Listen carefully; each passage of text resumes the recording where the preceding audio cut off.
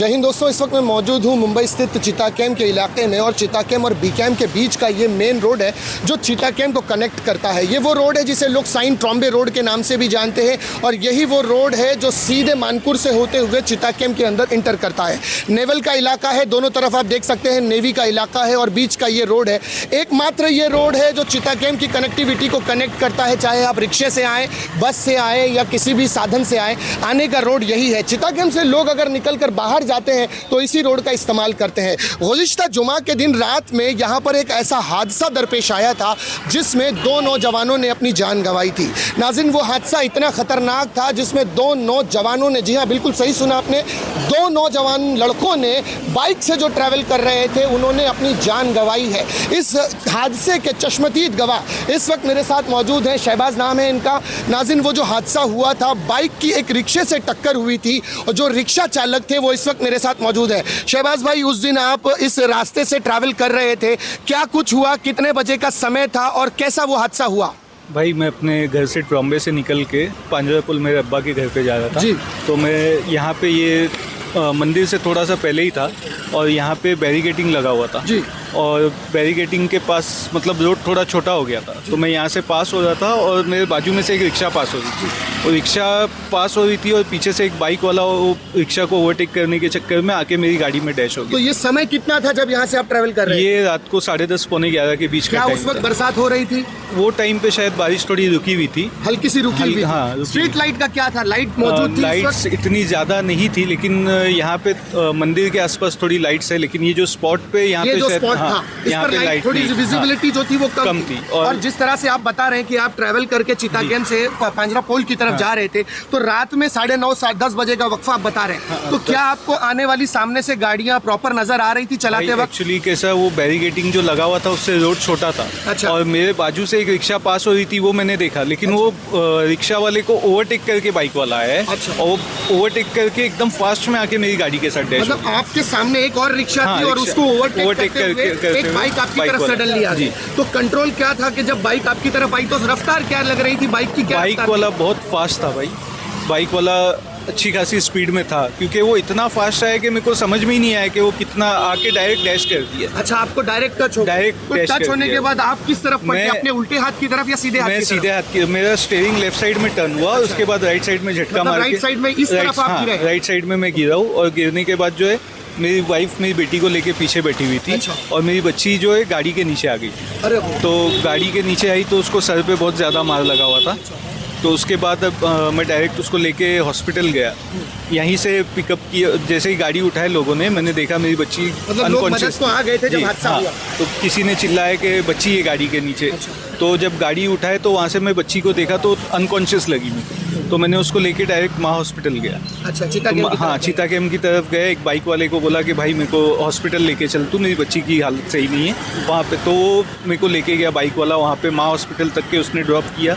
वहाँ से फिर मैं बाइकर को बोला कि भाई मेरी वाइफ उधर है, तू उसको ज़रा यहाँ पे पहुँचा दे या कैसा।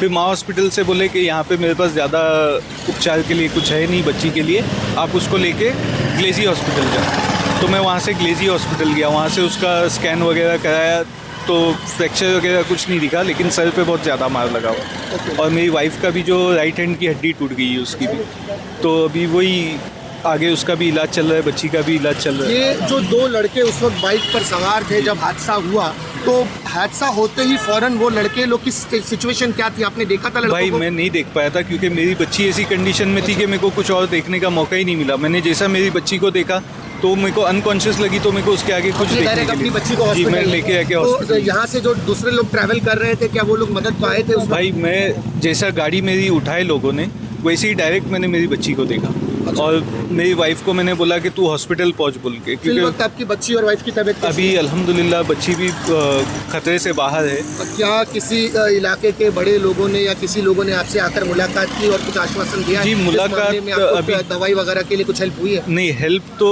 किसी ने ऐसा कोई आए थे लोग मिलने के लिए, पूछ के गए कि क्या हुआ क्या नहीं। मेरी सना मैडम से भी, सना मलिक मैडम से भी बात हुई तो उन्होंने हॉस्पिटल के लिए मेरे को लेटर दिया है कि आपका अगर, क्यों मैं भी रिक्शा चलाता हूँ, मेरा भी ज़्यादा है नहीं, तो उन्होंने बोला है कि पुलिस स्टेशन में भी मेरे से जो हो पाएगा लीगल हेल्प अगर मेरे से हो पाया तो मैं वो करूँगी। और दूसरा मेरे को हॉस्पिटल के लिए भी लेटर दिया है कि आप ये लेटर देना वहाँ पे, तो आपको कुछ मतलब यहाँ के help हो आमदार ने इन जाएगा। शॉर्ट आपको जी, मदद की है, आपसे जी, आकर हाँ, मुलाकात हाँ, किया? मुलाकात हुई उनसे, उन्होंने बोला है कि जो भी हेल्प रहेगी मैं जितना कर पाऊंगी वो मैं करूंगी, जो मेरे से हो पाएगा। ये इस पूरे हादसे में आपको क्या लगता है आखिर किसकी गलती यहाँ पर? बीएमसी प्रशासन की क्या कुछ गलती नजर आई आपको? क्योंकि जिस तरह से ये रोडों पर खड्डे हो रहे हैं, बरसात का मौसम है, ऐसे हादसे और भी हो सकते हैं फ्यूचर में। क्या लगता है बीएमसी प्रशासन को ऐसे जहाँ पर गड्ढे होते हैं जल्द से जल्द उन गड्ढों को भरकर उन रोड की दुरुस्तगी होनी चाहिए या नहीं? जी, जल्द से जल्द होना चाहिए। और जहाँ पे मेन बड़ा खड्डा था वहाँ पे बैरिकेडिंग लगा हुआ था, वो बैरिकेडिंग की वजह से रोड छोटा हुआ था। लेकिन एक ये चीज मानते हैं कि अगर बैरिकेड नहीं होता तो और बड़ा हादसा होता? शायद क्योंकि वहाँ पे इतना बड़ा खड्डा है, और अगर नहीं दिखता तो उससे भी बड़ा हादसा कोई हो सकता बैरिकेड था। था बोल के थोड़ा सा एक राहत भी थी कहीं ना हाँ, कहीं। वो बड़ा खड्डा था इसलिए वहाँ पे शायद बैरिकेडिंग लगा हुआ था।